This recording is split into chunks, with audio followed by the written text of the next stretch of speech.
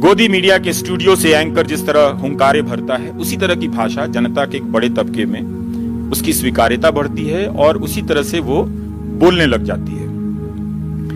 और वो विपक्ष को जब चुप करा रहा था, सवाल करने वालों को गैंग कह रहा था, तो उसके असर में जनता का वो हिस्सा एंकर और गोदी मीडिया के साथ होता चला गया। लेकिन जैसे ही जनता की बारी आई और गोदी मीडिया ने ये लड़ाई जीत ली कि विपक्ष को उसके प्रेस कॉन्फ्रेंस को उठाए गए आरोपों को अब जगह ही नहीं देनी है,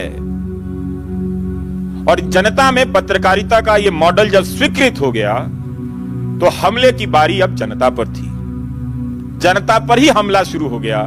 किसानों को आतंकवादी कहा जाने लगा और कई तरह के हमले हुए। किसान तो बहुत सदमे में आ गए कि हमें तो इस देश में अन्नदाता कहा जाता है, हमें कोई आतंकवादी कैसे कह सकता है। तो उन्हें पोस्टर लगाना पड़ा अपने आंदोलन में कि हम आतंकवादी नहीं हैं। तो ये वो मीडिया है जिसे मैं बिना बंदूक वाली मिलिशिया कहता हूं। वो सरकार के फ्रंट के रूप में मीडिया के सामने खड़ा हो गया कि हम आपको यहां से आगे नहीं बढ़ने देंगे। तो कई तरह के ब्लॉकेड उसने क्रिएट किए। अब तो जनता ऑटोमेटिक तरीके से चुप हो जाती है।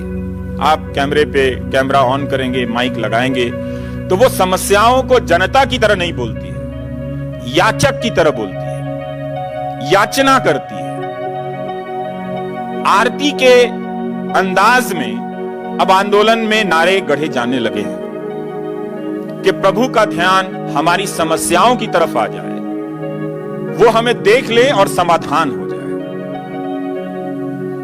ये उसके नागरिक होने के चरित्र का बहुत बड़ा बदलाव है कि वो सड़क पर तो आ रही है, लेकिन उसकी याचना, उसकी आरती के अंदाज में वो आ रही है, उसकी भाषा बदल गई है।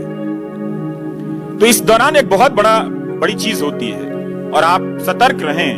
आपके भीतर अगर नेपाल में ये सारी चीजें हो रही हैं, अभी से सतर्क रहिए। अपने कॉन्ट्राडिक्शंस, अपने कॉम्प्रोमाइजेस को लेकर अलर्ट रहिए और उसको डील कीजिए, कम से कम कीजिए, उसको खत्म कीजिए, वरना उसी के नाम पर यह आंधी आएगी और आपके पत्रकार होने के अधिकार को, अस्तित्व को मिटाकर चली जाएगी। इसलिए अपने अंतर्विरोधों और अपने समझौतों से बहुत सावधान रहिए, उसके खिलाफ अभी से बोलना शुरू कीजिए। तो गोदी मीडिया के भीतर कंटेंट का कंपटीशन खत्म हो गया। ये कमाल का बाजार है ना। कोई एंकर चीखता है, कोई लात मारता है, कोई हिंदू रक्षक बन गया है, इसी बात का फर्क है।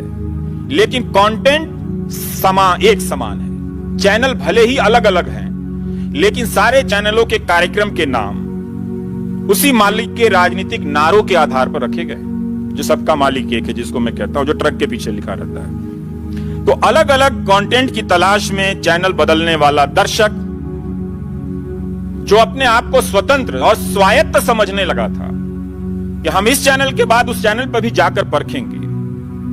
सोचिए कितना बड़ा स्वाभिमान है एक नागरिक के भीतर। यह स्वाभिमान आ जाए कि हम यूं ही आपकी बात को स्वीकार नहीं करेंगे, हम एक और चैनल पर जाकर देखेंगे, एक तीसरे चैनल पर जाकर देखेंगे।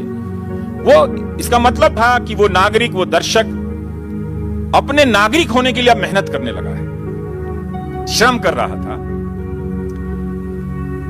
लेकिन अलग अलग कंटेंट की तलाश में चैनल बदलने वाला दर्शक अब हर चैनल पर एक ही प्रकार के कंटेंट देखता है, एक ही प्रकार का कंटेंट होता है। दर्शक अब चैनल नहीं बदलते, बल्कि चैनल दर्शकों को बदल चुके हैं। इस काम में दूसरी भी एजेंसियां सहायता करती हैं और उनकी भूमिका है, पर आज उसे छोड़ देते हैं। दिल्ली हो या कोई कस्बा हो, अंग्रेजी हो या हिंदी हो या कोई और भी भाषा हो, स्त्री हो या पुरुष हो, जेंडर, भाषा, इलाके का फर्क मिट गया है।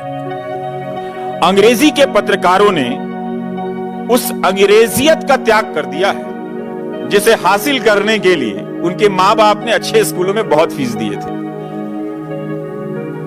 हम पहली बार अंग्रेजी बोलने वाले पत्रकारों को, एंकरों को हुल्लड़ मचाते हुए देख रहे हैं। यह धारणा अब टूट गई है कि शहर का लफंगा अंग्रेजी नहीं बोलता।